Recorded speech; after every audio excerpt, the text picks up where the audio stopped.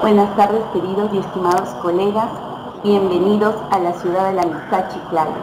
En esta oportunidad, la Universidad de Lambayeque se complace en recibirlos a todos con este caluroso clima que en el cual estamos viviendo en nuestra ciudad de Chiclayo, pero felices de recibirlos y en esta oportunidad de compartir algunos lineamientos generales sobre el currículo nacional. Vamos a hacer un diálogo, primero una exposición para finalmente contestar algunas preguntas de las cuales ustedes ya están apareciendo aquí en el panel y que yo muy gustosa voy a ir desarrollando. Vamos a comenzar con el análisis del currículo nacional 2017, el cual todos sabemos está en vigencia este año, pero el proceso de implementación se va a ir dando de manera progresiva.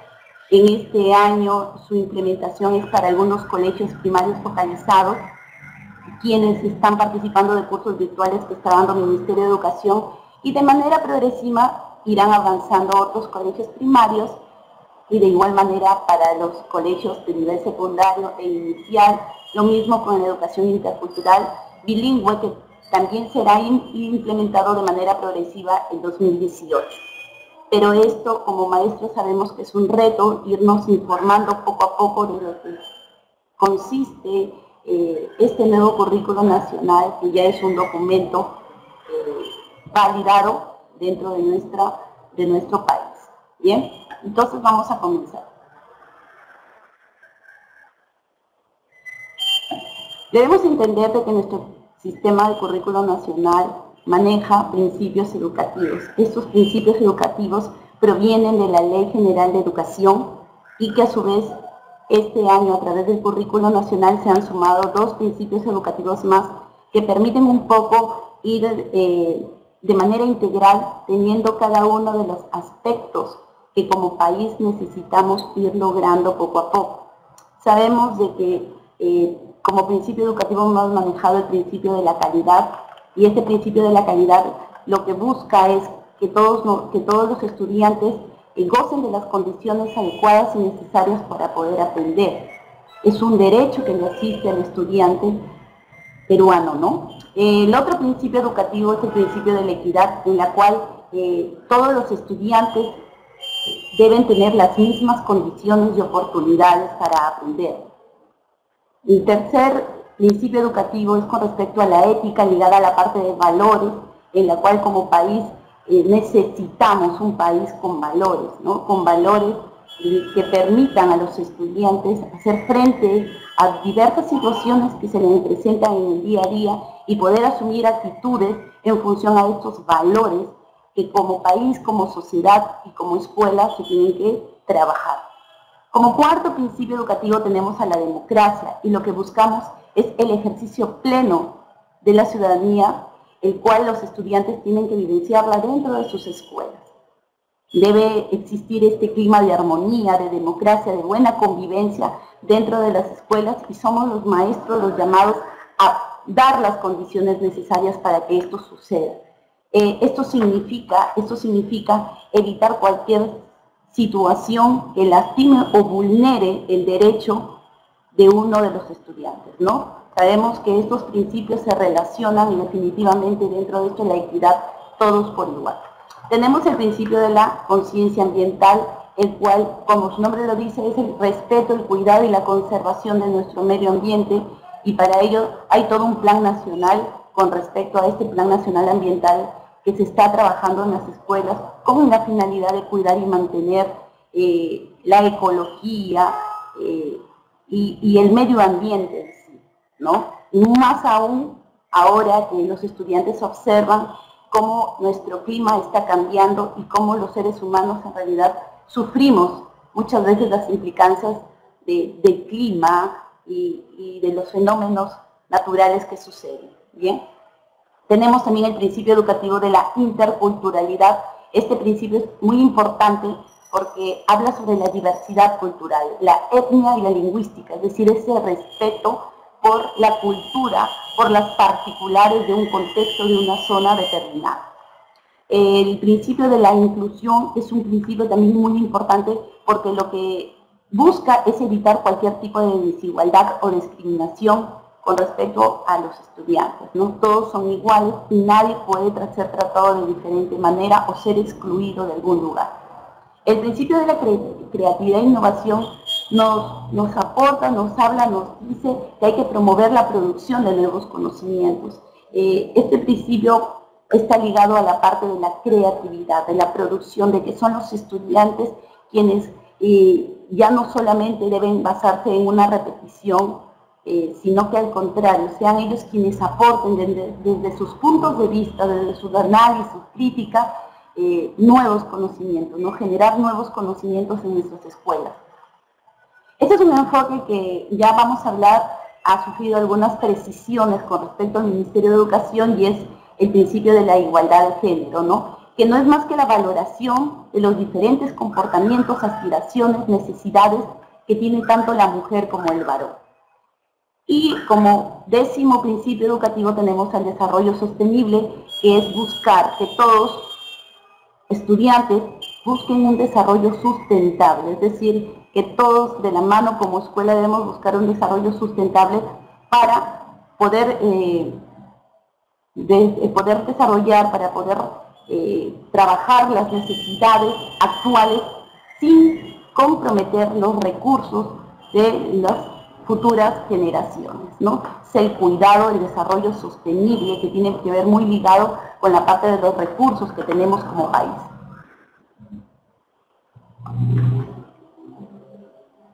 Vamos a hablar sobre los enfoques transversales. Es algo tan importante que actualmente está contenido dentro del currículo nacional. Los enfoques transversales son la base de la construcción curricular y se articulan con los principios de la Ley General de Educación. Es decir, que ambos se nutren, ambos se relacionan. Los enfoques transversales orientan en todo momento el trabajo pedagógico e imprimen características de los diversos procesos educativos, incluyendo prácticas y formas de organización que la institución educativa realice. Aportan también concepciones importantes sobre las personas, su relación con los demás, con el entorno y con el espacio común.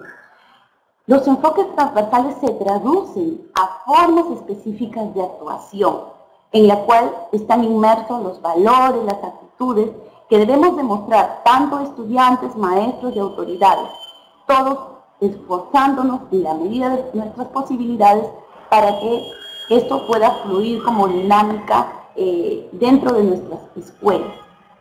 Los enfoques transversales también corresponden a los significados, a las valoraciones que se impregnan en el perfil de los estudiantes al egresar de la educación básica y también en las competencias que son desarrolladas.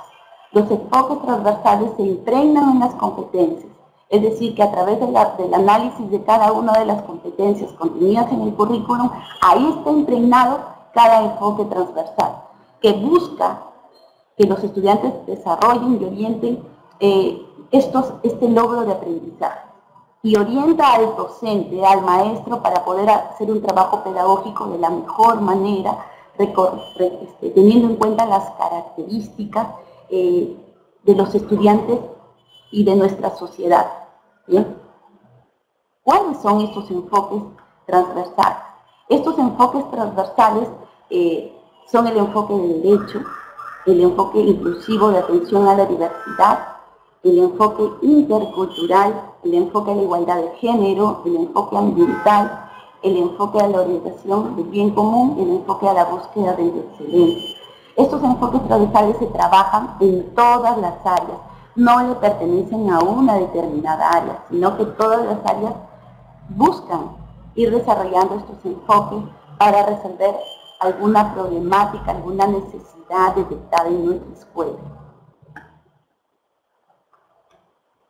Recuerden, nuestros enfoques transversales orientan el proceso educativo, se impregnan en cada una de las competencias que están en el currículo nacional, están basados en los principios que hemos presentado en unas primeras diapositivas, que son los principios de la Ley General de Educación. Sirven como marco teórico y como marco metodológico para la construcción de este nuevo currículo. Aportan perspectivas y concepciones de este mundo globalizado en el cual nosotros estamos viviendo y operan de manera interrelacionada entre competencias y entre áreas curriculares. Estos enfoques transversales se concretizan en los valores, en las actitudes que todos los agentes educativos, llámense maestros, llámense estudiantes, llámense padres de familia y comunidad, debemos ir desarrollando y vivenciando en nuestro día a día. En otras palabras, los enfoques transversales se traducen en formas específicas y observables, es decir, que uno puede percibir estas formas de actuar. Estos enfoques transversales que encontramos en el currículo nacional han nacido o se han elaborado en función a las necesidades y problemáticas situacionales como país, ¿no?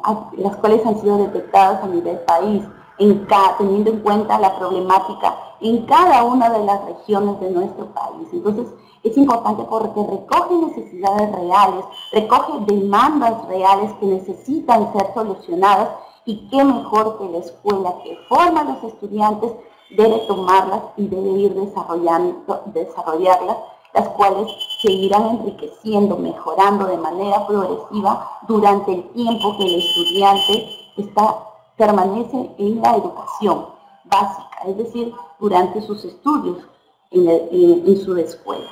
Estos enfoques transversales no pertenecen a un solo nivel. Todos los niveles deben tomar estos enfoques transversales porque recuerden, son necesidades, son problemáticas detectadas, asumidas y recogidas como país. Vamos a dialogar sobre algunas precisiones que ha hecho el Ministerio de Educación. Con respecto, el cambio de estas precisiones no es de todo el currículo, solamente de algunas terminologías, de algunas aclaraciones que están contenidos dentro del currículo. Una de ellas con respecto a este enfoque de igualdad de género, en la cual antes se decía que el enfoque de igualdad de géneros era todas las personas, independientemente de su identidad de género, tienen el mismo potencial para aprender y desarrollarse plenamente. Lo que ahora se ha aclarado, que ha aclarado el Ministerio a través de una resolución ministerial, es lo siguiente, que el enfoque de igualdad de género menciona que todas las personas, ya no dice independientemente de su identidad de género, sino todas las personas tienen el mismo potencial para aprender y desarrollarse plenamente. La igualdad de género se refiere a la valoración de los diferentes comportamientos, aspiraciones y necesidades de mujeres y varones. Ese es el cambio que ha habido con respecto a la igualdad de género, un poco para evitar toda esta controversia de esta palabra de identidad de género, ¿no? Entonces aquí ya está más claro, y quizás también esto es un poco, nosotros como maestros nos va a servir para cuando dialoguemos con los padres de familia, quizás alguna preocupación que muestren los padres de familia, nosotros se lo podamos explicar, ¿no? Con respecto también a la versión anterior, dice, enfoque igualdad de género también menciona, dice, si bien aquello que consideramos femenino o masculino se basa en una diferencia biológica sexual, estas son nociones que vamos construyendo el día a día en nuestras interacciones. Y un poco que se hablaba, el hombre nace ya con una condición sexual y biológica. Por ello es que actualmente en esta precisión que hace el Ministerio dice lo siguiente, coloca todo lo que está ahí puesto, pero añade lo siguiente, desde que nacemos y a lo largo de nuestras vidas, la sociedad nos comunica constantemente qué actitudes y roles esperan de nosotros como hombres y como mujeres. Algunos de estos roles asignados, sin embargo, se traducen en desigualdades que afectan los derechos de las personas, como por ejemplo, cuando el cuidado doméstico está asociado solo a las mujeres, es decir, que se transforma en una razón para que un estudiante deje la escuela. Y esto a veces se evidencia en algunas zonas rurales donde la idiosincrasia es muy machista y solamente se piensa que la mujer es para realizar labores domésticas, y sabemos que tanto mujeres como varones somos iguales. Y esto también va ligado mucho al enfoque de derechos, donde varones y mujeres tenemos los mismos derechos, tenemos las mismas aspiraciones y tenemos esas mismas necesidades, cada uno desde sus intereses, sus expectativas. Entonces, muy bien lo aclara y lo precisa aquí el Ministerio de Educación para no dejarlo un poco al aire con respecto a este detalle que está relacionado al enfoque de igualdad de género. También se añade en la competencia que está ligada, habla de la igualdad de género, dice, construye su identidad, vive su sexualidad de manera plena y responsable. Entonces, como que también esto un poco ha generado controversia. Aquí la precisión con respecto a esta competencia es construye su identidad, vive su sexualidad de manera integral y responsable de acuerdo a su etapa de desarrollo y madurez. Entonces aquí ya la precisión está más clara y así los padres de familia puedan comprender en qué consiste el trabajo de esta competencia. También es importante mencionar que dentro del detalle hay una parte que se coloca donde antes, en el anterior currículo, se decía, se relaciona con los demás bajo un marco de derechos, sin discriminar por género u orientación social, sin violencia. Aquí en las precisiones se menciona, se relaciona con las personas bajo un marco de derechos, sin discriminar por género, características físicas, origen étnico, lengua, discapacidad, orientación sexual, edad, nivel socioeconómico, entre otros, y sin violencia. Entonces está un poquito más claro, también como que se entiende que no solamente iba a la parte sexual, sino también a que muchas veces la discriminación no solo se da a nivel de sexo, sino también se da a nivel de discapacidad que a veces presentan los estudiantes o por la lengua que ellos se comunican, ¿no? Entonces es importantísimo tener en cuenta estas precisiones que de una u otra manera han aclarado un poco el panorama, y creo que así los padres de familia que confían en la escuela pública van a enviar a sus hijos teniendo claro la pauta que se va a trabajar en nuestros centros educativos, ¿no? En nuestras instituciones educativas. También el Ministerio ha hecho una precisión con respecto a un glosario. En el glosario que está a la parte final del currículo se mencionan algunas terminologías como género, sexo, identidad, educación sexual integral, igualdad de género, orientación sexual y sexualidad. Cada uno de ellos, como lo podemos ver rápidamente en esta diapositiva, tiene su definición y su conceptualización para que también los maestros y padres de familia puedan tener conocimiento exacto de cómo está concebida la idea de cada uno de estos términos, ¿no? Donde es importante un poco presentarles a ustedes es cómo ellos conceptualizan la palabra sexo, ¿no?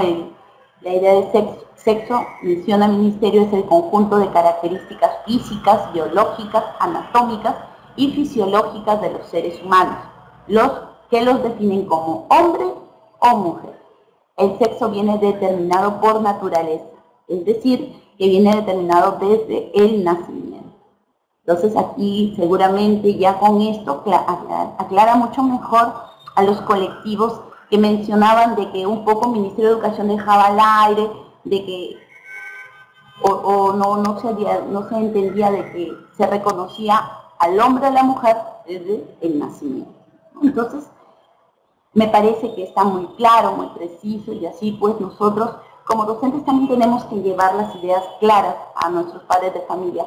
A pesar de que el currículo nacional no está aplicado en todas las escuelas, porque esto hemos dialogado de manera progresiva, no este año escuelas focalizadas, el próximo año algunas otras escuelas, así poco a poco, pero los padres de familia no entienden eso, y ellos definitivamente se van a acercar a nosotros como maestros y nos van a preguntar por este enfoque un poco controversial en estos últimos tiempos, pero ya nosotros con estas precisiones podemos llevar la idea clara a los padres de familia y de esta manera tranquilizarlos, ¿no? Tranquilizarlos, porque la idea de la educación es mostrar una cara familiar a los padres de familia, es decir, una cara de confianza.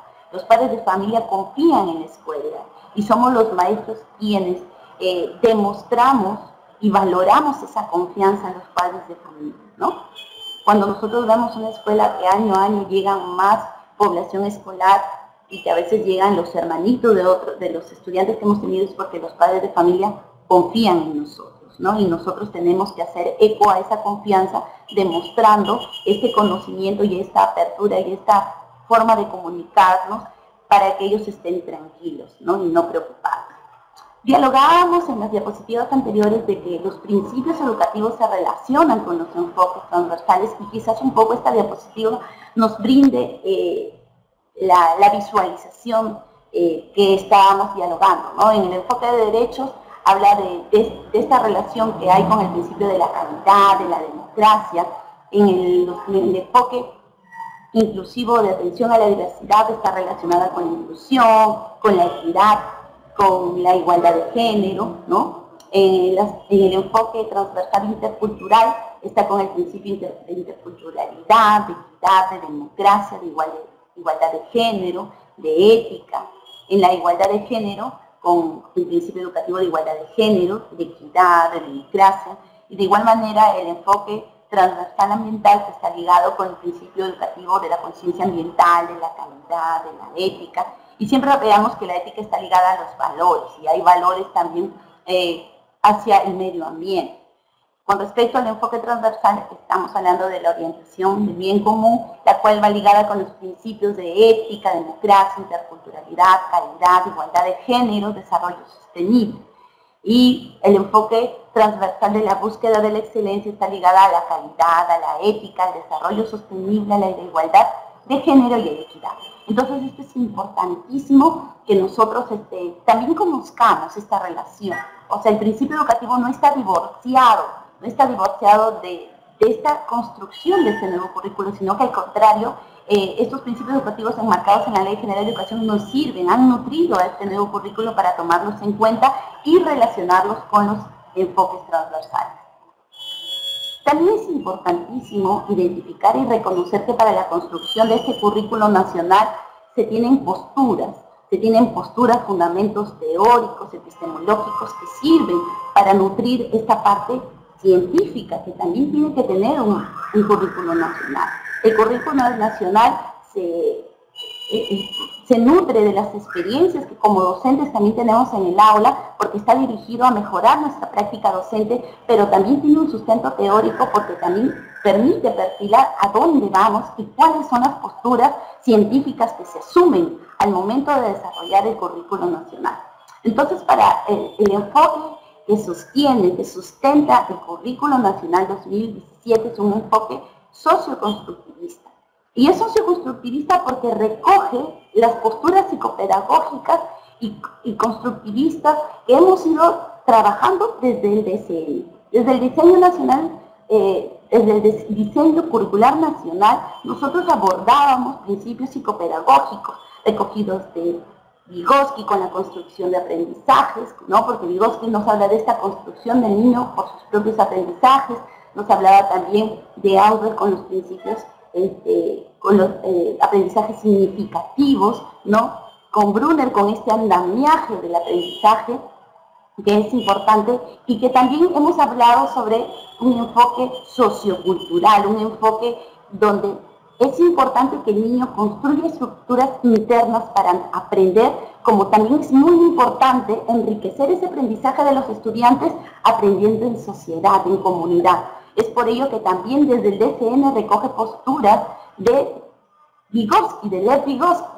Es por ello que aquí como que en el enfoque curricular nacional se aclara mucho más el panorama, denominándolo un enfoque socioconstructivista, porque están los enfoques constructivistas y está también el enfoque sociocultural.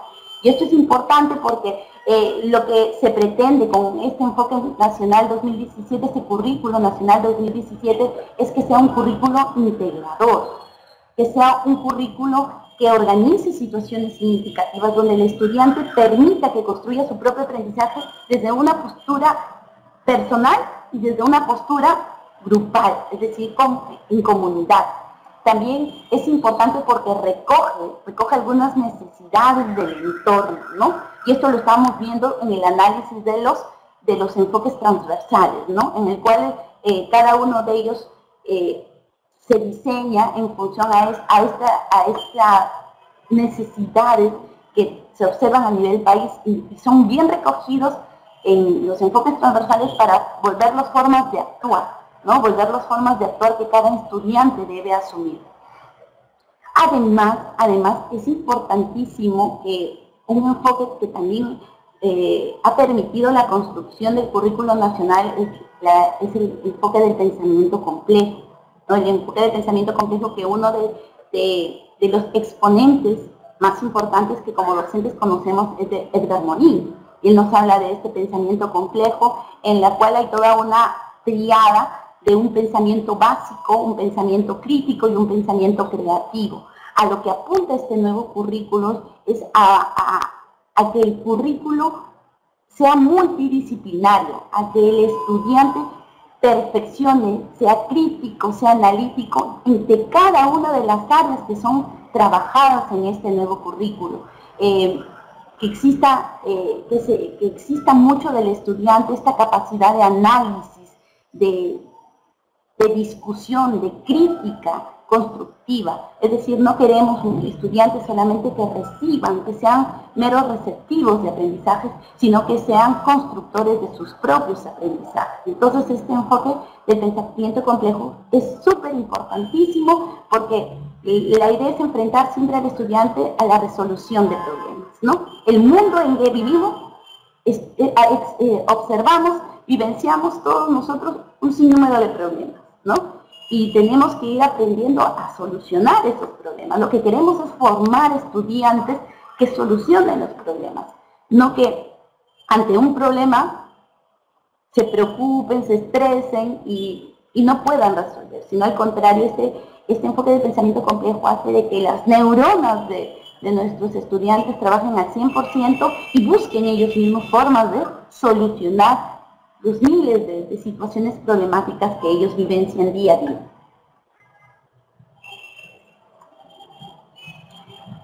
Hemos dejado ya un DCN, que era un instrumento validado. ¿Por qué hacer otro instrumento, en este caso el Currículo Nacional 2017? Porque definitivamente el DCN necesitaba una reestructuración. Nos enfrentábamos a 151 competencias en el DCN que muchas veces como docentes no podíamos terminarlas. Terminaba el año escolar y nosotros no terminábamos de poder trabajar todas esas competencias. Entonces es importantísimo, dentro de los cambios que hay con este nuevo currículo nacional, es que 31 competencias son competencias más, el tiempo que demora un año escolar es mucho más fácil irlo logrando y lo mismo que se vaya trabajando en los siguientes ciclos que el estudiante va vivenciando. Entonces, sumamente importante este cambio de un currículo tan denso como era de 151 a hacer un currículo más fácil, más fácil de llevar, como son 31 competencias, ¿no? En el DCN se hablaba de 11 propósitos, que en realidad esos 11 propósitos se están alineados a lo que actualmente en el currículo nacional se hablan como los perfiles del egresado. Entonces, esta quizás la terminología más clara, porque son 11 perfiles que yo como docente me voy a preocupar en formar en mis estudiantes el tiempo que ellos desarrollan en la escuela, los años, los ciclos que pasan en la escuela y que finalmente cuando el estudiante egresa de la educación básica, sale y se enfrenta a esta sociedad. Yo le entrego a la sociedad un estudiante con tales y tales perfiles, que son 11 perfiles importantísimos porque demuestran a un estudiante, a una persona integral, ¿no? Que no solamente tiene conocimiento, sino que también tiene habilidades, talentos, destrezas, actitudes, valores, ¿no? Entonces, está mucho más clarificado, pienso yo, en el currículo nacional. ¿Qué otras situaciones posiblemente también con estos aprendizajes asociados que se trabajaban antes en DCN, se manejaban así como aprendizajes asociados, llegan 5.635 aprendizajes asociados? Con este nuevo currículo nacional son 81 capacidades que se van a ir trabajando a lo largo de este sistema educativo y que se van a ir viendo en la complejidad a través de los desempeños, ¿no? Entonces, Es sumamente importante este currículo nacional porque estos cambios son positivos, son para mejorar, ¿no? Veíamos que muchas veces el DCN como currículo en su momento se veía a la evaluación como una cuestión más de certificación, ¿no? Certificador. ¿Qué nos habla este currículo nacional? Nos está hablando de una evaluación formativa. Vamos a decir, el centro de la evaluación en este currículo nacional es una evaluación formativa, donde el docente está preocupado no por los resultados, sino por el proceso mismo. Y esto es muy valioso porque permite dar un acompañamiento al estudiante cuando lo necesita y no esperar al fin de año para recién ponernos a preocuparnos por este estudiante que no logró algunos aprendizajes, sino es en el momento, en el proceso, en el camino. Y esto es importantísimo. Bien, quizás lo que se ha mantenido, lo que se mantiene de DCN al currículo nacional es el enfoque de competencias. Seguimos con un enfoque de competencias donde queremos estudiantes que puedan ser competentes en la sociedad para que tengan la capacidad de resolver problemas en función a los conocimientos, habilidades que van desarrollando de manera progresiva en la escuela. Hablamos de una interdisciplinariedad, es decir, de que no porque yo sea maestro del área de comunicación solamente me voy a dedicar a enseñar solo la comunicación, sino que todos los maestros estamos involucrados en este trabajo formativo y desde cualquier área o disciplina, esto es un trabajo mancomunado. Y bueno, la organización por ciclos, que seguimos trabajando con los ciclos educativos, ¿no?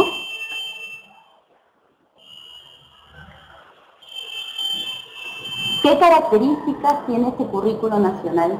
Bueno, es inclusivo porque considera a todos los estudiantes tienen el mismo derecho de estudiar, ¿no? Y de desarrollar aprendizajes por igual. Es decir, que un estudiante que se encuentra en la zona de la sierra, de la selva, de la costa, tiene la misma oportunidad de aprender lo mismo. Definitivamente con las características y particulares del contexto, pero aquí es inclusivo porque todas las expectativas, las demandas y las mejoras para los estudiantes es para todos por igual, ¿no?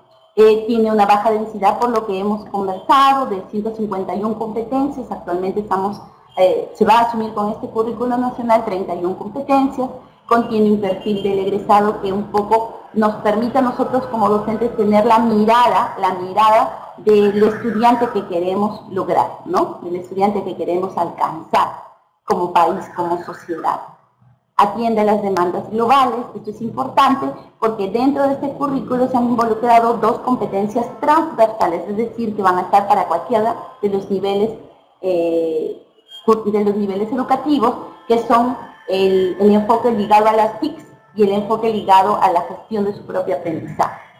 Y como otra de las características del currículo nacional es que busca cambiar la cultura de evaluación, lo que hablábamos, ¿no? Dejar una evaluación meramente certificadora, sino que al contrario sea un enfoque formativo, donde el error del estudiante no se vea como una cuestión punitiva, sino que al contrario el error nos permita seguir aprendiendo, que el error permita al maestro identificar necesidades de los estudiantes y que eso permita oportunidades de mejora en los aprendizajes de los estudiantes. Entonces, eso es lo que se persigue con esta evaluación formativa. Bien, vamos a mirar un poco aquí de manera general el perfil del egresado. Y bueno, el perfil del egresado lo que busca es la visión, ¿no? El perfil del egresado es la visión común e integral de los aprendizajes que deben lograr los estudiantes al término de la educación básica. Esta visión permite unificar criterios para establecer una ruta hacia resultados comunes. Estos perfiles del egresado son comunes a todos los estudiantes como país, es decir, que el estudiante que estudia, que vive en la zona de la costa, de la sierra, de la selva, tiene que alcanzar, que tiene que lograr, y somos los maestros llamados a permitir que estos estudiantes logren estos aprendizajes porque son aprendizajes comunes como país.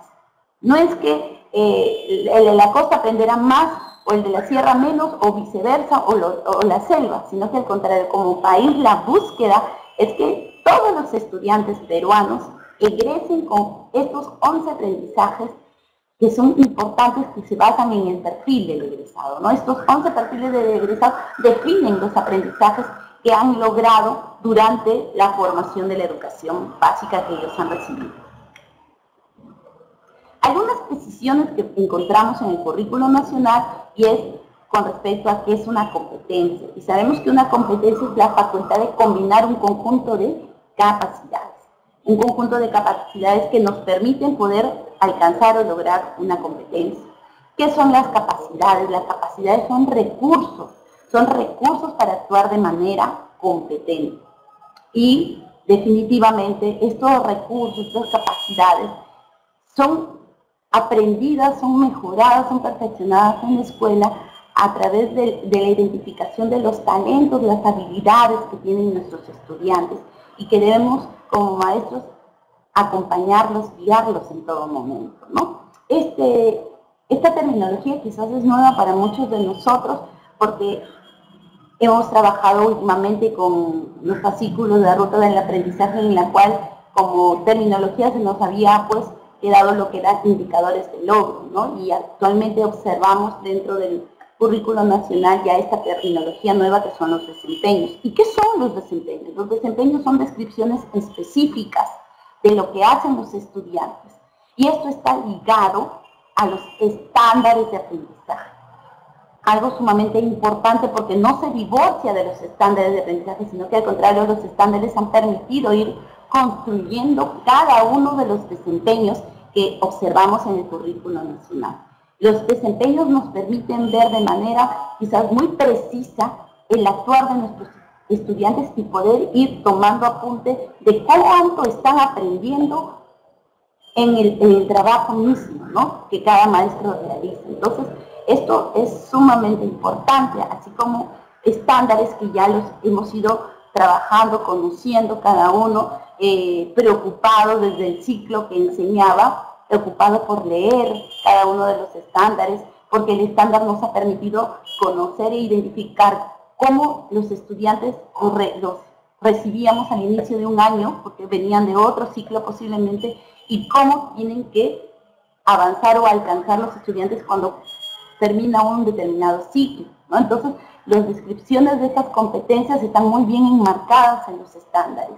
Lo importantísimo de este currículo nacional respecto a los estándares es que anteriormente los estándares no estaban construidos en todas las áreas, ¿no? Y quizás en algunos niveles tampoco. Entonces, ahora está enmarcado para que todo maestro tenga la guía y orientación respectiva con los estándares. Los estándares están concluidos y todos los docentes del área que podamos enseñar o del nivel que podamos enseñar podemos recurrir y ahí están clarificadas cada uno de ellos, ¿no? Y eso es importantísimo y como les digo, a través de los estándares se han podido ir construyendo cada uno de los desempeños que observamos en el currículo nacional.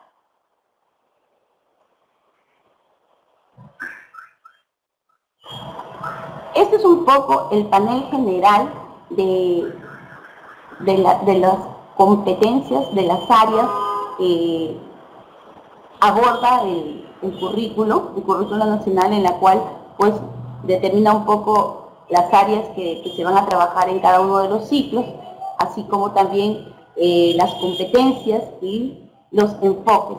Los enfoques que hemos hablado son para todos los niveles. Para todos los niveles hemos dicho de que los enfoques no están ligados a una determinada área, sino a todas las áreas, y también que existen dos competencias que están ligadas a todos los niveles. Inicial, segundo ciclo, a partir del segundo ciclo, primaria y secundaria. Estas competencias, como les repito, están ligadas al buen desempeño, al desenvolvimiento haciendo uso de las TICs, como la otra competencia con respecto a la gestión de los aprendizajes, ¿no? Entonces, es importante porque un poco nos da la ruta de manera general de cómo se asume o cómo está distribuida las áreas y las competencias de cada uno de los niveles de educación. Vamos a dialogar un poquito, quizás así rápidamente como una pincelada. Es importantísimo también analizar de que cada una de las áreas que están contempladas en cada uno de los niveles asume un enfoque que que particulariza un poco la gestión del área que la contiene, ¿no? En este caso, en educación inicial, tanto primero como segundo ciclo tienen determinadas áreas con sus respectivos enfoques, ¿no? Si asumimos el ciclo 2 de educación inicial, vamos a encontrar que se va a trabajar el área de personal social, psicomotricidad, comunicación, el castellano como segunda lengua cuando son en escuelas de educación intercultural bilingüe, matemática y ciencia y tecnología. Cada uno de ellos, como observamos en esta lámina, asume un determinado enfoque, ¿no? El enfoque de personal social asume el desarrollo personal para las competencias de autonomía y el de ciudadanía activa asume para las competencias de lo que es convivencia. En el área de psicomotricidad, el enfoque es construcción de la corporeidad y para comunicación, tanto como como lengua materna como segunda lengua, es el enfoque comunicativo. Para matemática está centrado en la resolución de problemas y en ciencia y tecnología, la indagación y alfabetización científica y tecnológica. Lo mismo sucede con educación primaria y con educación secundaria, sino que se asumen nuevas áreas, en este caso, los enfoques no cambian, los enfoques son los mismos para cualquier nivel. Quizás esta área que no la encontramos en inicial, como es el de arte y cultura, ¿no? El enfoque que asume esta área es el enfoque postmoderno, multicultural e intermultidisciplinario, ¿no? Y en este caso, tanto para primaria como para secundaria no se llama el área de psicomotricidad, sino es el área de educación física. Y ahí es el mismo enfoque que es la construcción de la corporeidad, ¿no? Asimismo, también encontramos educación religiosa, el área de educación religiosa, cuyos enfoques están centrados en el enfoque humanista, cristiano, cristocéntrico y comunitario, ¿no? Entonces, esto es importantísimo. Lo mismo si observamos en este panel con secundaria, se mantienen los mismos enfoques en las áreas correspondientes, ¿no? Quizás observamos en este panel esta área de educación para el trabajo en secundaria, cuyo enfoque es pedagogía emprendedora, educación social y financiera y educación para la vida y el empleo, ¿no? Entonces, es un área que aparece en educación secundaria. Brevemente vamos a ir analizando los enfoques de cada una de las áreas y el enfoque del área de matemática es un enfoque centrado, ya lo hemos dicho, en la resolución de problemas. Y esto es importante que entendamos de que la matemática, o sea, la matemática tiene que estar desterrada a un trabajo netamente de laboratorio en aula, sino que también la matemática puede elegir cualquier tipo de escenario. O sea, las situaciones problemáticas se pueden dar en cualquier tipo de escenario y eso es lo que nos habla el enfoque centrado en la resolución de problemas, ¿no? La matemática menciona este enfoque, demanda desarrollar un proceso de indagación y reflexión. Lo que se requiere para la matemática es que los estudiantes ya no memoricen netamente solamente fórmulas o respuestas ya de algunos ejercicios tipos, sino al contrario, dar la oportunidad a los estudiantes de plantearles problemas de su mismo contexto, de su misma vida diaria, para que ellos puedan reflexionar sobre ellos. Ellos puedan buscar información, indagar y reflexionar. Entonces, eso es importantísimo porque permite que el estudiante autorregule sus propios aprendizajes, ¿no? Y si nos damos cuenta, este enfoque centrado en la resolución de problemas también es importante porque se autorregula a partir de estos aciertos y errores, y también está mucho aquí la parte de las emociones. No por ser un enfoque ligado a algo netamente matemático, descuida la parte emocional, actitudinal de los estudiantes, sino que al contrario también lo tiene en cuenta, ¿no? Esto es importante.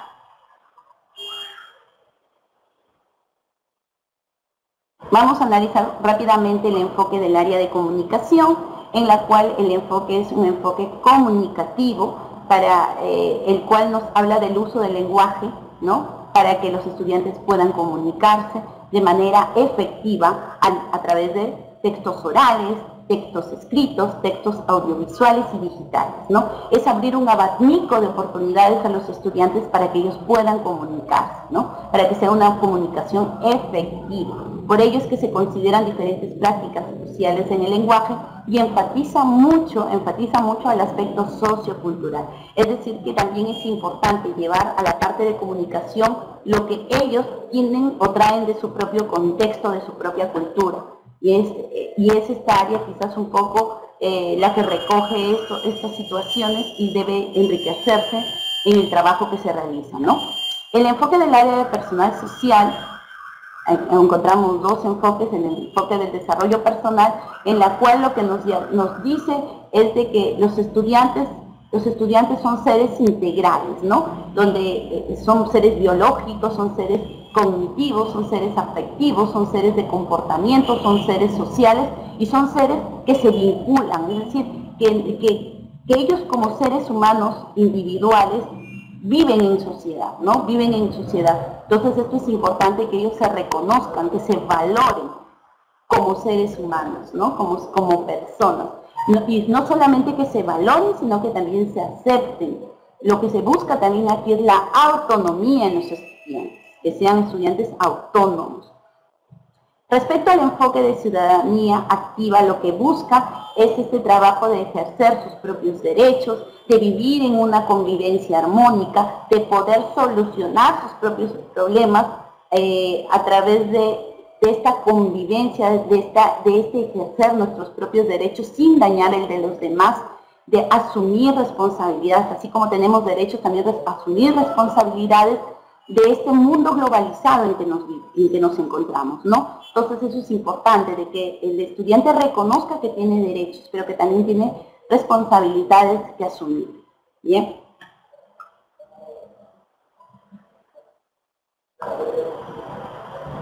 Vamos a analizar el área del enfoque de ciencia y tecnología. Yo les rogaría mucho, está muy importantísimo cada uno de sus comentarios, pero lo vamos a dejar quizás al final para no perdernos. A veces me preocupo un poco por leer sus participaciones, están muy buenas. Vamos a ir dando un poco solución de cada uno de sus interrogantes, finalizando la presentación de este trabajo que estoy realizando. Bien, entonces vamos a hablar sobre el enfoque del área de ciencia y tecnología, ¿no? Un enfoque importante, porque lo que persigue es desarrollar en los estudiantes esta curiosidad por investigar. En realidad no somos un país de científicos, no somos un país que les guste a los estudiantes mucho desarrollar ciencia. Y esto es lo que busca este nuevo currículo, desarrollar ciencia con nuestros estudiantes desde los niveles y desde donde ellos se encuentran. Entonces es invitar, es llamar su atención para que ellos indaguen, para que ellos mismos se preocupen por descubrir nuevas cosas, nuevos procesos, ¿no? Entonces este enfoque nos habla de una construcción activa del conocimiento a partir de esta curiosidad, de esta observación, de este cuestionamiento que siempre los estudiantes se hacen y que muchas veces queda en una respuesta un poco directa del maestro. Es decir, que el maestro resuelve rápidamente esa interrogante de los estudiantes. Y este enfoque lo que dice es lo siguiente: tú como maestro orienta, enamora a tus estudiantes a que ellos investiguen y ellos mismos descubran. No les des todo servido, sino al contrario, permíteles, darles oportunidad para que ellos descubran, ellos vean, interactúen con su entorno, con su medio próximo, ¿no? Entonces, eso es lo que busca este enfoque, brindar estas oportunidades de hacer ciencia, de hacer tecnología. ¿Cuántos estudiantes en realidad serían futuros ingenieros, futuros arquitectos, futuros científicos, sino que muchas veces se les corta esta curiosidad en la escuela?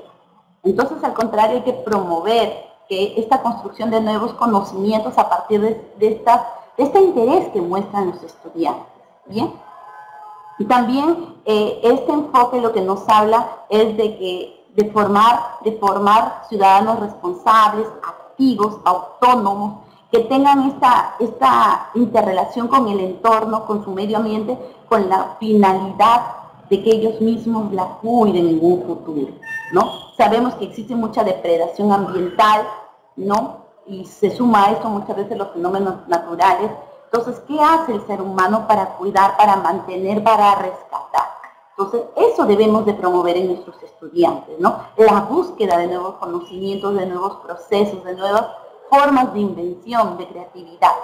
Bien, entonces esto es importante. Si realizamos, queridos colegas, un análisis en cada uno de los enfoques de las áreas que hemos visto, se darán cuenta que el enfoque no es un enfoque cerrado, que no solamente nos dicen haz matemáticas, comunicación, sino que en todo se observa esta parte tan importante que es el aspecto emocional, este aspecto de formar valores en nuestros estudiantes, de hacerlos críticos, de hacerlos responsables, de hacerlos autónomos. En otras palabras, los enfoques lo que buscan es esta integralidad en el área que están desarrolladas, ¿no? Entonces, eso es sumamente importante entenderlo y comprenderlo. Vamos a dialogar un poquito sobre esta nueva planificación curricular que se nos viene, ¿no? Es una nueva planificación en la cual por ahí mencionaba, por ahí una de las preguntas que me hace uno de ustedes, de nuestros queridos colegas, es ¿por qué el currículo solo se aplica en algunas instituciones focalizadas y no en todas las instituciones? Querido colega, tú sabes que eso es un trabajo de manera progresiva. Entonces, definitivamente no podría darse de una manera en masa general, porque necesita una capacitación por parte del Ministerio. Si bien es cierto, nosotros como capacitadores hacemos intentos de llegar a todos los maestros, pero tenemos una autoridad, que en este caso es el Ministerio de Educación, quienes se encargan, ¿no?, ellos de capacitar a los maestros del Perú.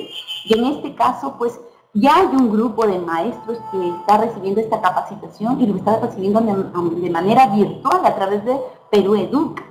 Pero imagínense si todos los maestros estuviéramos conectados, no podría quizás llegar la información de una manera correcta. Entonces, esto se va a dar por tramos, ¿no? Que de una u otra manera permite que se hagan las mejoras que puedan suceder en este proceso. Es por ello que ahorita hay algunas instituciones focalizadas, pero eso no nos desmerece o no nos quita como maestros ya irnos informando, ¿no? Estos maestros que están en el curso de Perú Educa son ya maestros que forman parte de las escuelas focalizadas y que están ya ejecutando y están llevando a cabo este curso.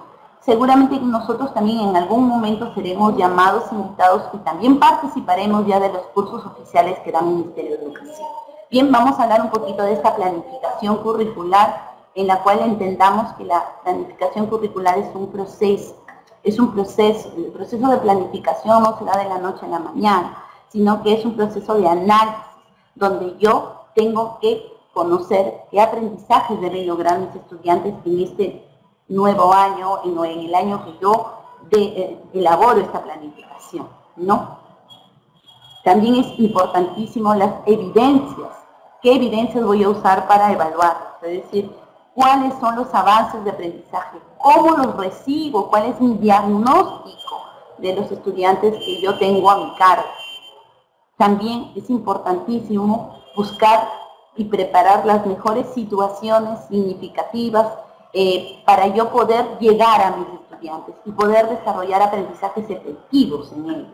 Por ello reconocemos y recordamos que nosotros tenemos formas de planificación, ¿no? Decimos que planificar es un arte, ¿no? Porque cada uno de nosotros como docentes va planificando lo que va a ir desarrollando en cada una de sus programaciones. Esto es importantísimo, entonces por eso se considera un arte, porque imaginamos, diseñamos procesos para que los estudiantes aprendan. Cada uno de nosotros, desde su experiencia, desde su lógica, desde sus conocimientos, plantea diversas formas de lo que impregna en su planificación, ¿no? Y esto es importante. Recordemos que una planificación, cuando recién está siendo planificada, es una hipótesis de trabajo. Y una hipótesis de trabajo no rígida, sino que se basa en función al diagnóstico que cada maestro de nosotros ha realizado de acuerdo a los estudiantes con quienes va a trabajar, ¿no? Entonces, eso es importante entenderlo. Planificar y evaluar son dos aspectos que van estrechamente relacionados y se desarrollan de manera intrínseca en este proceso de enseñanza-aprendizaje. Bien, entonces eso es importante. La evaluación se considera como también un proceso previo a la planificación.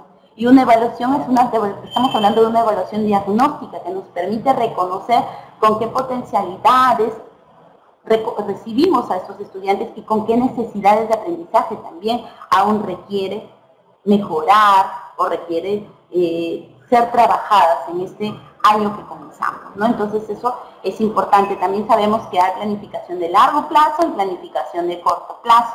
Cuando hablamos de una planificación de largo plazo, estamos hablando de una programación anual.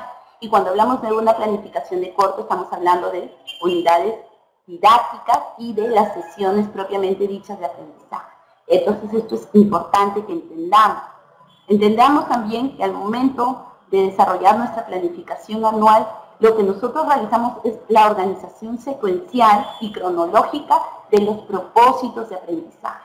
¿Y cuáles son los propósitos de aprendizaje? Son las competencias y los enfoques transversales, los cuales van a ser asumidos en una planificación anual durante un año escolar, ¿no? Durante un periodo escolar que supone un proceso de reflexión, análisis, y definitivamente si en algún momento hay un reajuste que necesita, también su reajuste necesario, ¿no? Entonces, esto es importante. Ya el Ministerio de Educación ha colgado algunos modelos o ejemplificaciones de cómo podemos ya realizar nuestras planificaciones anuales. Así, rápidamente les presento un formato que es siempre lo que el Ministerio nos da, no es una regla rígida, no es un esquema a seguir al pie de la letra, sino ideas para nosotros como escuela enriquecer nuestra planificación. En este caso, rápidamente nos presenta un espacio de datos informativos y luego otro espacio donde están contenido los propósitos de aprendizaje, ¿no? Que son las competencias y las capacidades, luego la organización del tiempo a través de trimestres, bimestres, como cada escuela lo trabaja, y la distribución de unidades didácticas que se desarrollarán de manera tentativa en el año escolar, ¿no? Con sus detalles de qué unidades, ¿no? Unidad 1, unidad 2, entonces eso es importante entenderlo y comprenderlo porque es una idea que se plantea, ¿no? Aquí si ustedes observan, están las competencias, capacidades, aquí están abajo cada una de las competencias y capacidades que están en el currículo nacional, y a mi mano derecha, si observamos así al monitor, vamos a ver que aquí están cada una de las posibles unidades didácticas a trabajar con sus temas generadores de las unidades didácticas, ¿no? Y en la parte de abajo observamos los enfoques transversales, todos los enfoques transversales, y con X observamos que en qué momento están relacionados con las competencias y con los posibles temas que vamos a trabajar, ¿no? Con las posibles unidades didácticas que vamos a trabajar. Y también algo importante y necesario que ahora se ha añadido es la tutoría y la orientación, que también va dentro de este ejemplo de planificación, que va aquí, que le contamos un poquito aquí en la parte final. Y también esto es algo permanente que se tiene que dar y que tenemos que realizar con nuestros estudiantes, ¿no? Entonces, como les repito, son modelos, son ideas un poco para tener la visión de lo que se va a trabajar el próximo año de manera progresiva, ¿no? Y esto, queridos colegas, les comento, ustedes lo pueden descargar de la página del Ministerio de Educación en el área de currículo. Ellos mismos han ido colocando algunos ejemplos de planificación anual para que ustedes puedan observar cómo se está realizando ahorita este trabajo, que ya lo vienen realizando los maestros que participan del curso virtual. Bien, también hablemos sobre las unidades didácticas. Y sabemos que las unidades didácticas es la organización secuencial y cronológica de las actividades de aprendizaje que permiten el desarrollo de las competencias y de las capacidades previstas, ¿dónde? En la planificación anual, ¿no? Entonces esto es ya ir desmenuzando la planificación anual, ¿no? Para hacer ya un trabajo ya más concreto. Más o menos, el Ministerio ha dado algunos indicadores que debe contener las unidades didácticas. Los invito un poco a observar esta diapositiva, en donde va, ¿no? Dice unidad didáctica y luego viene el título. En este caso dice nos conocemos para ser amigos. Aparece aquí el primer trimestre, qué número de unidad es, si es la 1, la 2, la 3, y cuántas semanas de manera aproximada dura esta unidad y el ciclo al cual se está llevando a cabo, ¿no? En dónde se va a trabajar. No nos olvidemos que los propósitos de aprendizaje son las áreas, las competencias, las capacidades y los desempeños, ¿no? Y los desempeños que los maestros toman decisión para el trabajo de esta unidad didáctica, ¿no? Vamos a copiar todas las competencias, todas las capacidades, todos los empeños, no, ¿verdad? Sino es un análisis que hacen los maestros y dicen, estas son las competencias que vamos a asumir, estas son las capacidades y desempeños que se van a asumir para trabajar esta unidad didáctica de nos conocemos para ser amigos, ¿no? Aquí también es importantísimo colocar cuáles van a ser los enfoques transversales que se van a asumir en esta unidad didáctica y qué actitudes observables como docente yo voy a ir observando durante esta sesión, durante esta unidad didáctica, ¿no? Si quiero estudiantes solidarios, estudiantes que trabajen en equipo, estudiantes que respeten, que muestren respeto, que se incluyan en un equipo. Entonces, esto es importante. No es llenar este esquema con muchas actitudes, sino con una o dos actitudes precisas para esta unidad didáctica, ¿no? Y luego se coloca aquí lo que antes nosotros colocábamos como fundamentación, en este caso, de acuerdo a los lineamientos dados en este trabajo del currículo nacional, es colocar la situación significativa, en donde se coloca, ¿qué debemos encontrar en la situación significativa? Es la descripción rápida del contexto, el reto a resolver, es decir, a qué desafío nos vamos a encontrar para el trabajo de esta unidad didáctica y qué producto o productos van a salir de esta unidad didáctica, ¿no? Entonces, es importantísimo, no es llenar de cosas, de palabras, de ideas, sino dónde va a ser, cuál es el reto a resolver y cuáles son los productos que se van a alcanzar de esta determinada unidad.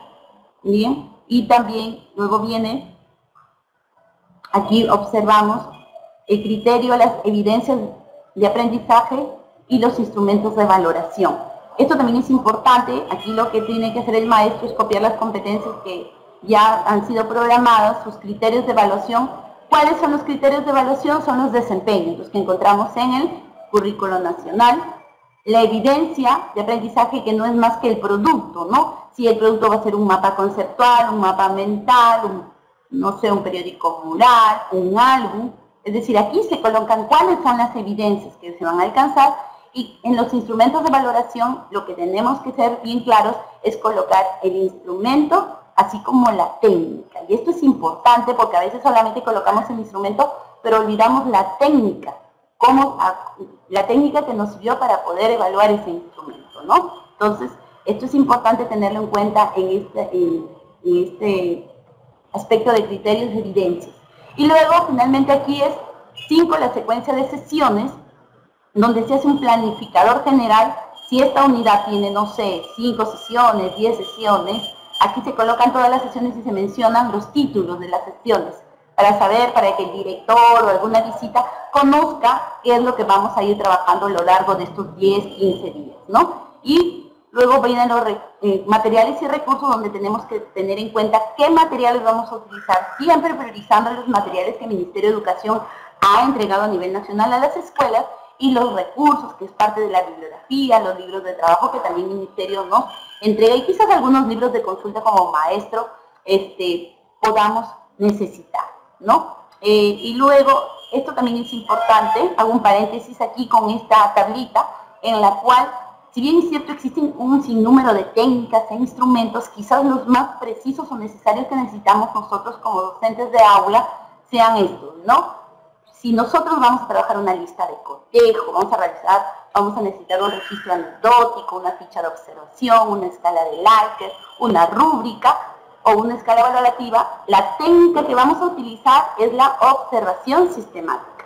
Pero si vamos a realizar preguntas, entonces el instrumento es el registro, es decir, el formato con las preguntas, pero la técnica es la entrevista. ¿Bien? Pero si nosotros vamos a evaluar el portafolio de nuestros estudiantes, quizás un papelote que ellos han hecho, y vamos a analizar ese papelote como producto, o una hoja de evaluación, una hoja de trabajo, la técnica más precisa es el análisis de contenido. ¿Bien? Y finalmente vamos viendo un poquito aquí sobre la sesión de aprendizaje, que ya es un poco el desglose de lo que hemos ido hablando, de la planificación anual, ¿no? De esa programación anual. Luego viene la programación de unidades didácticas y en este caso la sesión de aprendizaje, ¿no? Que es la organización de manera secuencial y temporal de las actividades que se desarrollarán. y que se desprenden ¿de dónde? De las unidades didácticas, ¿no? De las unidades didácticas, pues llámese una unidad de aprendizaje, llámese un proyecto de aprendizaje o un taller de aprendizaje, ¿no? Entonces las sesiones responden a ello. Bien, entonces en esta sesión de aprendizaje se visualiza con mayor detalle lo que el docente va a trabajar, ¿no? ¿Por qué? Porque ahí dentro de la sesión de aprendizaje se evidencian los procesos pedagógicos y esto es importante y necesario. Entonces, aquí se evidencian los procesos, se evidencian los materiales y se evidencia la estrategia metodológica a seguir por el maestro, ¿no? Entonces, ¿con qué finalidad elabora esto el maestro? Con la finalidad de hacer una actividad significativa, que se logren aprendizajes significativos en los estudiantes y también para que el docente no se vaya ciego al aula, sino que al contrario lleva un esquema planificado que le permite ir orientándose a lo largo del día, ¿no? Del trabajo. Más o menos el formato es este, con los detalles que están contemplados en el currículo nacional, es sesión de aprendizaje o actividad de aprendizaje. Vale la pena hacer una explicación de actividad de aprendizaje. El año pasado, a través de una capacitación a los maestros de educación inicial, se les indicó de que, bueno, en realidad las actividades de trabajo que realizamos los maestros van más ligados a actividades de aprendizaje. Pero para primaria y secundaria ya eran sesiones de aprendizaje. ¿Bien? Entonces quizás por eso se coloca esta forma, ¿no?, de explicación. Entonces, aquí, ¿qué es lo que va a aparecer? Va a aparecer el título de la sesión de aprendizaje, vienen los propósitos de la sesión, las cuales se desprenden ¿de dónde? De las unidades didácticas, ¿no? Esta sesión está dentro de una unidad didáctica, entonces yo tengo que tomar el área, la competencia, la capacidad y el desempeño preciso para esta sesión de aprendizaje. ¿Qué enfoque persigue, ¿no? ¿Qué enfoque es el que se trabaja? ¿Qué enfoque transversal? Y qué acción observable, que va a ser una nada más, voy a observar en esta sesión de aprendizaje. Por ahí me podrían hacer la pregunta, ¿y las acciones se pueden repetir? Posiblemente, sí. Si observo de que es una acción que yo coloco y que todavía no es totalmente lograda por los estudiantes, quizás yo la vuelva a poner en otra sesión para observar este cambio en los estudiantes. Luego viene la preparación de la sesión de aprendizaje, donde vamos a colocar estas preguntas importantes para nosotros como docentes, que nos permite marcar una ruta en la cual es decir, ¿qué necesitamos antes de hacer la sesión? ¿No? ¿Qué recursos y materiales se utilizarán en esta sesión y cuánto tiempo requerirá?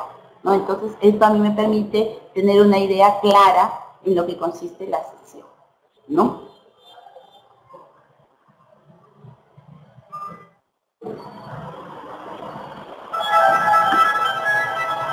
Y luego viene ya el momento de la sesión, son los momentos, recordemos que los momentos de las sesiones de aprendizaje son tres, es el momento de inicio, el momento de desarrollo y el momento de cierre. Y observamos que dentro de estos momentos están ahí presentes los procesos pedagógicos que como docentes debemos seguir como ruta para poder desarrollar aprendizajes significativos en nuestros estudiantes. Un docente que no utiliza la problematización para desarrollar el conflicto cognitivo en los estudiantes seguramente no podrá conocer o no podrá enfrentarlos a lo que los estudiantes no conocen. Entonces esta problematización permite que los estudiantes se conflictúen y sepan qué conocen y qué aún les falta conocer, ¿no? También el rescate de los saberes previos, que a mí me sirve como diagnóstico de qué es lo que los estudiantes conocen y qué aún no. Viene luego el propósito y la organización, que esto es importante, queridos maestros. Es importantísimo, ¿por qué? Porque muchas veces tomamos en cuenta el conflicto cognitivo y rescatamos los saberes previos y de frente pasamos ya a la actividad en sí, que es la parte más importante en el momento de la gestión y acompañamiento del desarrollo de las competencias. Pero si nosotros no comunicamos el propósito de la sesión, a veces los estudiantes están perdidos y no comprenden qué es lo que han aprendido. Y a veces lo observamos en el momento del cierre, cuando hacemos la autoevaluación, ¿no? Y le preguntamos a los chicos, ¿y qué hemos aprendido el día de hoy? Y los estudiantes dicen tal cosa y otros dicen otra cosa, y un poco que se pierde la idea porque los estudiantes no tuvieron desde un inicio las cosas claras. ¿Qué era lo que ellos iban a aprender en ese día, ¿no? En esa sesión.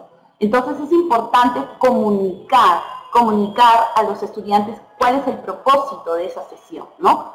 ¿Qué es lo que van a aprender ellos?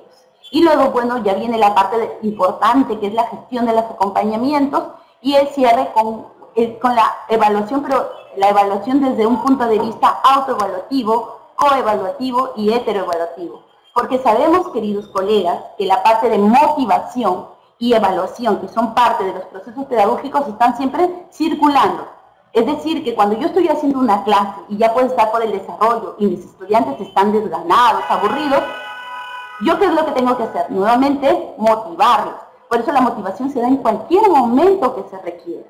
Igual evaluación, como evaluación a través de esta técnica tan importante que tenemos los maestros, que es la observación sistemática, me permite observarlos en todo momento, cómo se van desarrollando, cuáles son sus desempeños, cómo se van involucrando unos con otros, quiénes necesitan más de mi apoyo, de mi orientación, quiénes no, con quiénes los puedo poner para que aprendan unos de otros. Entonces la evaluación es constante, está en todo momento, ¿no? Y luego viene la bibliografía. Entonces esto es importante que como maestros o como acompañantes tengamos el conocimiento de esta parte importantísima.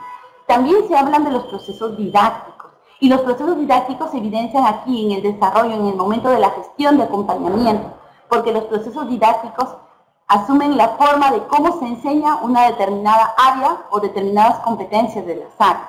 Por eso no es lo mismo enseñar a los chicos elaborar o producir una carta que a resolver un problema matemático, ¿no? Las rutas de los procesos didácticos son diferentes, ¿no? Y hay que ir reconociendo como maestros cuáles son los procesos didácticos a seguir, porque los procesos didácticos están también aquí plasmados, se tienen que evidenciar dentro del desarrollo de la sesión de aprendizaje.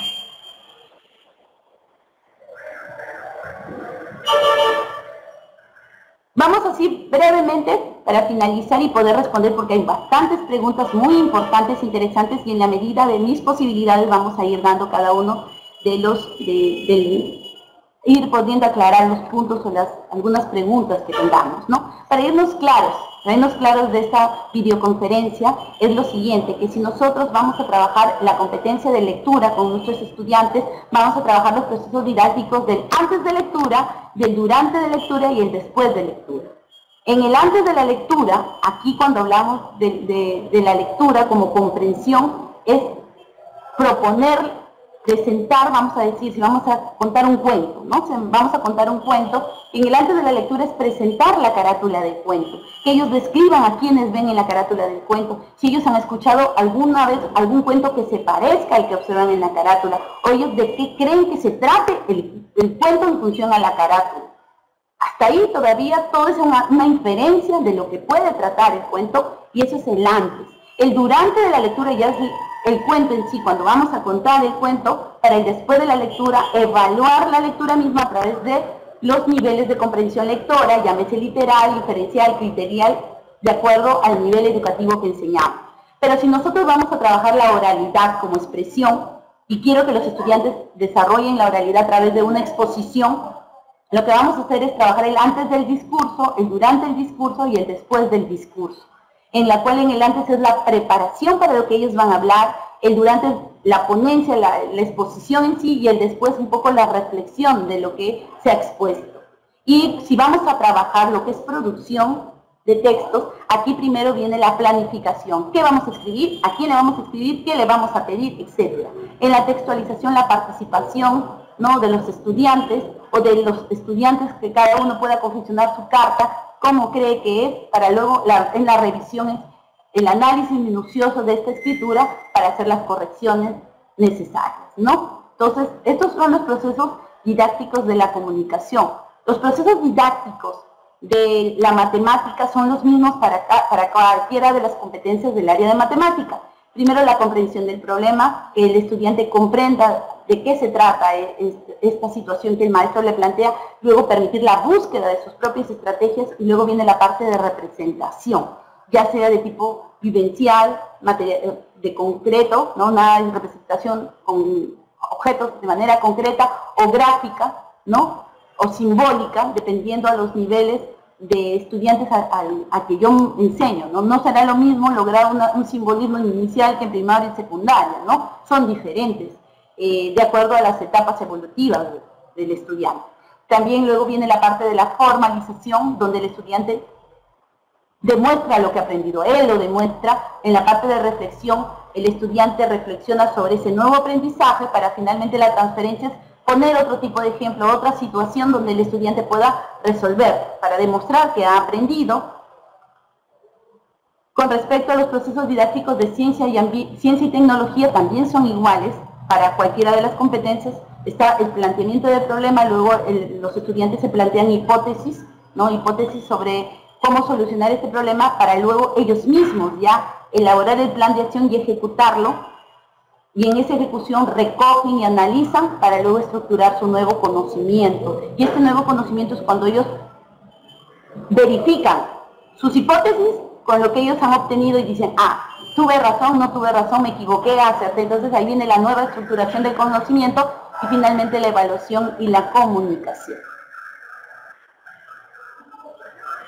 Luego vienen los procesos didácticos de personal social, en la cual si hablamos de la competencia de construir su identidad, vamos a hablar de vivencias, de experiencias, el diálogo a partir de esta experiencia y las transferencias en otras situaciones. Experiencias que el estudiante pueda hacer propias para dialogarlas, exponerlas en el aula y luego proponer situaciones de cómo podrían los estudiantes asumir algunas situaciones si estuvieran en el caso de la experiencia que se está dialogando. Y si hablamos de las competencias involucradas a la parte de ciudadanía, aquí viene una etapa de proceso didáctico de problematización. ¿La problematización para qué? Luego los estudiantes planteen una búsqueda, planteen ellos mismos una solución a través de la búsqueda de información, el análisis y finalmente la toma de acuerdos, ¿no? La toma de acuerdos, que es una toma consensuada en equipo. Bien, entonces esto es importante, queridos maestros, compartir con ustedes, porque esto es lo que debemos asumir de manera progresiva cuando nos toque trabajar el nuevo currículum, pero estos procesos didácticos ya los estamos trabajando de una u otra manera en nuestras sesiones de aprendizaje. Vamos a dar vamos a responder algunas preguntas que se han dado primero desde la parte virtual. Ojalá Dios mediante puedan acabar. Dice, ¿cuál de los enfoques habla de la educación intercultural bilingüe? Si analizamos nosotros los enfoques, quiero ser muy clara con esto. Un enfoque no es para una educación básica, para educación básica regular, para educación intercultural bilingüe, no es así. Los enfoques se asumen para cualquiera de los niveles y modalidades de la educación. ¿Okay? Entonces, cualquier modalidad tiene que tomar todos los enfoques, porque estos enfoques son necesidades problemáticas detectadas a nivel país. Entonces, si soy de educación intercultural bilingüe, todos los enfoques debemos asumirlos y debemos trabajarlos dentro de nuestro trabajo pedagógico. Por ahí me habla y me dice cuál sería el proceso para que las propuestas curriculares de los pueblos originarios Ahuajún y Huampi se articulen en el currículo nacional. Interesante la pregunta del maestro, interesante también mencionarle que este currículo nacional 2017 ya da lineamientos para la diversificación curricular. Es decir, ahora ya los centros, las instituciones que ya van que van trabajando este nuevo currículo, que ya van asumiendo este trabajo de nuevo currículum, tienen la oportunidad de conocerlo, analizarlo, aplicarlo y también en su momento diversificarlo. Porque definitivamente la diversificación es muy importante porque hace que el proceso de aprendizaje de los estudiantes sea más real, ¿no? Sea más real y más pertinente a la zona y al contexto donde se encuentra. Entonces aquí definitivamente viene la parte de la diversificación.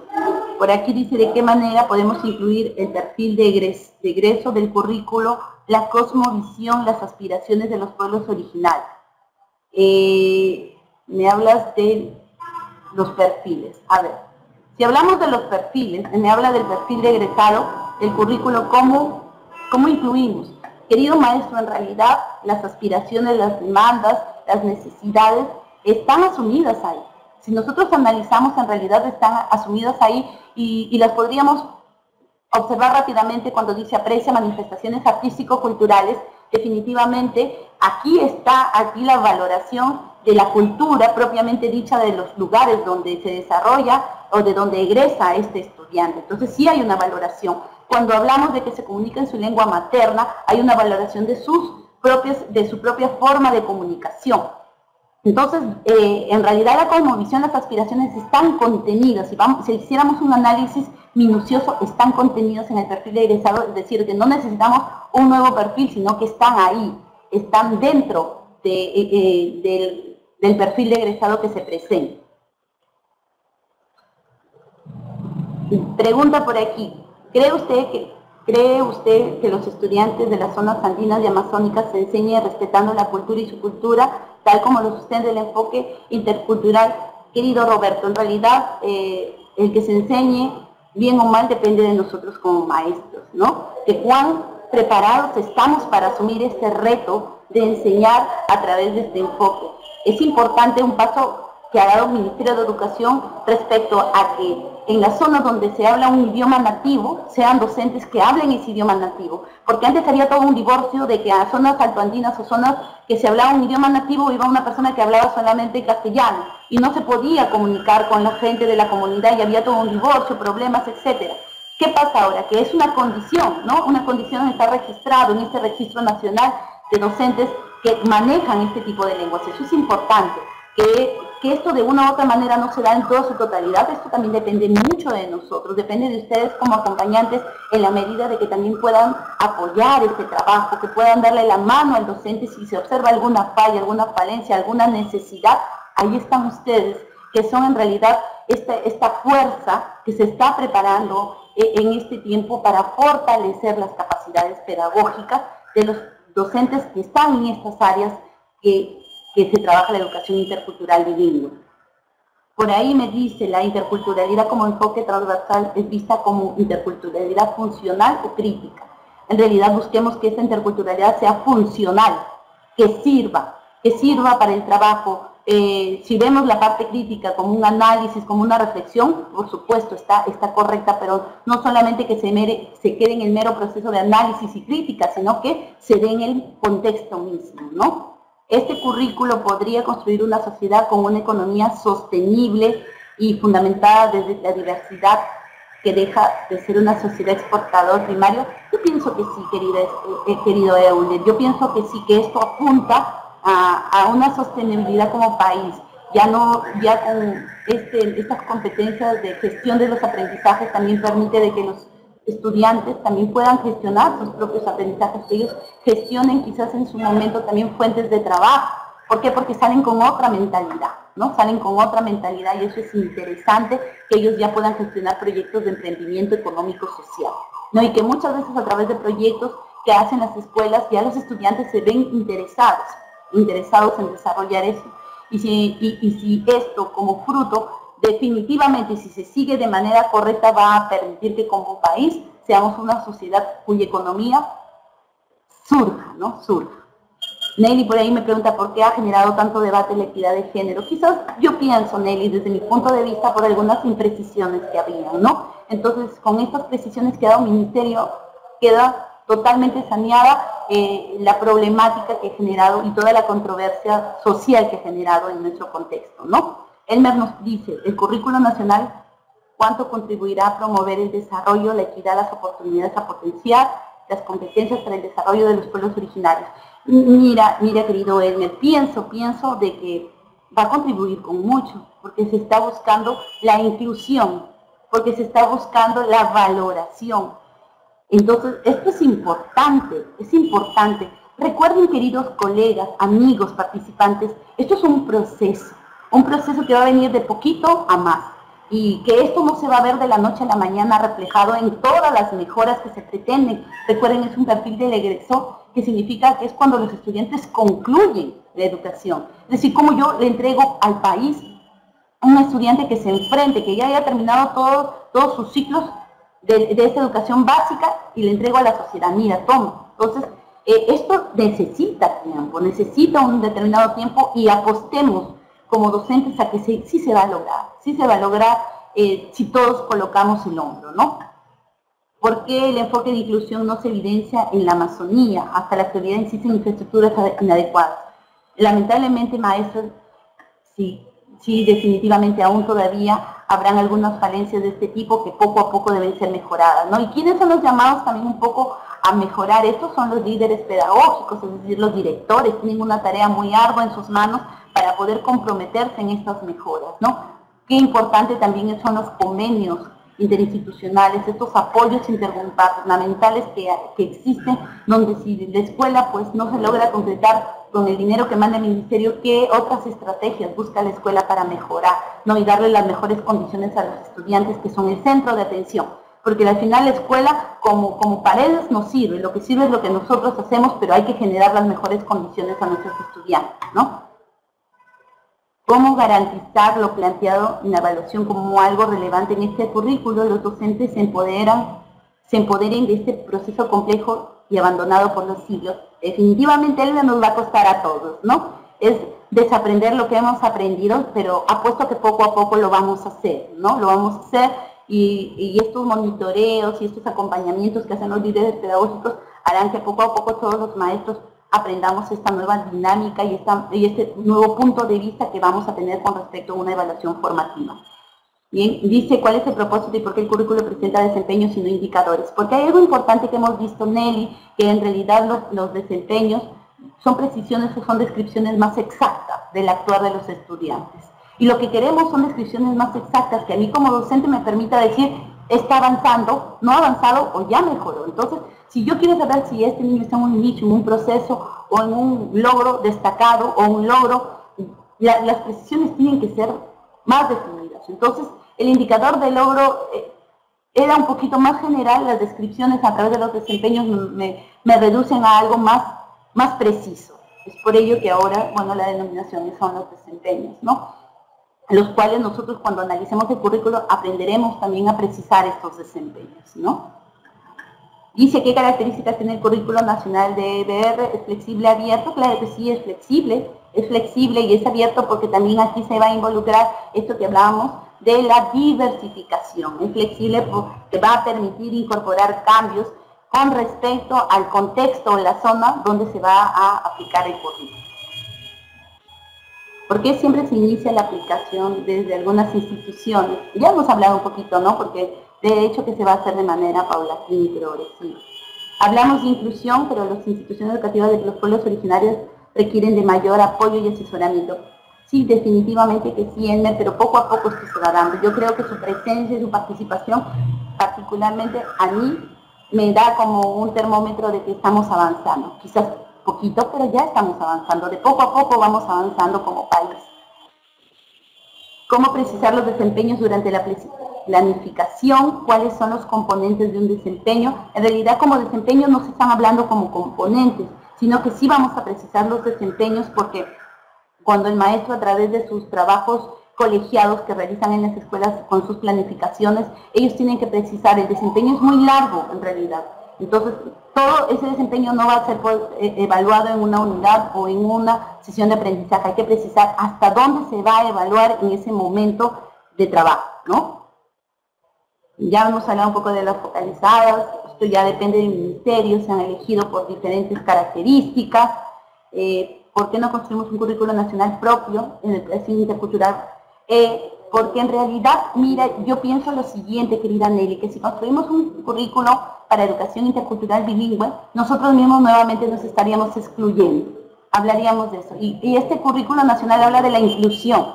Entonces la inclusión es aceptarnos a todos y enseñar y entender que la educación en el Perú se debe dar a todos por igual, pero también de manera distinta, de acuerdo a la zona y el contexto. Entonces hacer otro documento no es ni bueno ni malo, pero creo que con un documento logramos un poco tener esta norma de que la educación es igual para todos, ¿no? Y no nos excluimos, sino nos incluimos. ¿Se adecuaría el currículo según el contexto? Definitivamente, lo habríamos hablado con la diversificación. ¿Hasta cuándo se seguirá modificando este currículo?